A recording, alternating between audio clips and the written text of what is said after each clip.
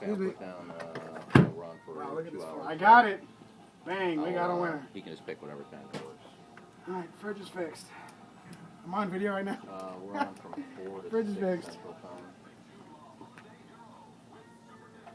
Yeah, I'll Now just we put gotta down, 'cause cut we the actually ice. do. We actually have a sister station, which is the other sports station in St. Louis. We own them both, and they have a show that's on from 6 to 8 p.m. Central. So I'll put that in there too. So you know, if he's got time to do 2 different shows in that 4-hour span.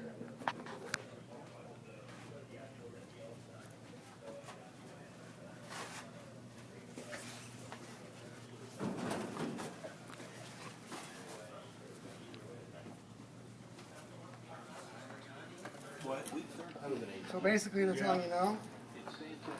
So I am. He's on a conference call from Bush offices at 4:30 with more than 1 later this week.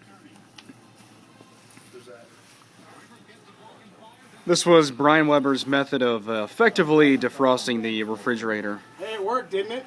And we appreciate your time, Brian. Thank you. Thank you.